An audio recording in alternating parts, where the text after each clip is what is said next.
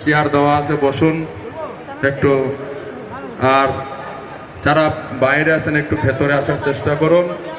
তো আপনাদের জন্য মহাপ্রসাদ আছে। তো আমি একটা কথা বলছি, কারণ এই কলিযুগে প্রসাদ হচ্ছে কৃপা। ভগবান বলছে আমার থেকে ভক্ত বড়, ভক্তের থেকে প্রসাদ বড়। প্রসাদ কলিযুগের কৃপা। তাই আপনাদের জন্য আমাদের প্রসাদ সবসময় ব্যবস্থা থাকছে। আমাদের স্টলে এই যে সন্ধ্যাকালীন যে রাজভোগ প্রসাদ দেওয়া হচ্ছে, ওখানে আপনারা কি সংগ্রহ করতে পারেন। এবং প্রতিদিন দুপুর 1:30টার সময় আমাদের জগন্নাথের মহাভোগ মধ্যাহ্ন ভোগ দেওয়া হয়, সেটাও কুপন ধার্য করা আছে, 150 টাকা ওখান থেকে সংগ্রহ করতে। প্রসাদ হচ্ছে কলিযুগের কৃপা, প্রসাদ খেলেই কৃপা হবে। হরে কৃষ্ণ।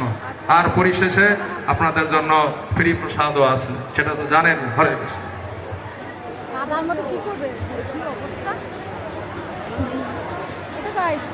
ইতিমধ্যে আমাদের মধ্যে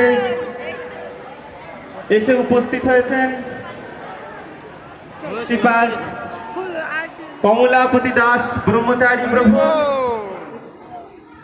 এখন প্রভুর শ্রীমুখ থেকে আপনারা জগন্নাথ দেবের লীলাকথা শ্রবণ করতে পারবেন।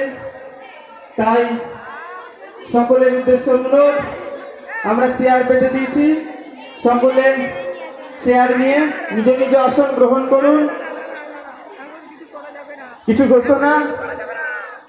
আজ রবিবাসরীয় সন্ধ্যায় এই গুন্ডিচা মন্দিরে আপনারা দর্শন করতে পারবেন শ্রী চৈতন্যচন্দ্রের দয়া নাটক। এই অপূর্ব নাটক যারা যারা দেখতে চান তারা গুন্ডিচা মন্দিরে চলে আসুন।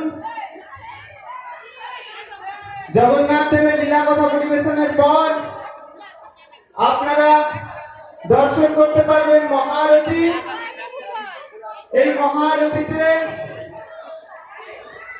আপনারা 2025 সাল চাকদা ইস্কন রথযাত্রার এবছরের নতুন সংযোজন, আপনারা এই অভূতপূর্ব মহারতি দর্শন করতে পারবেন।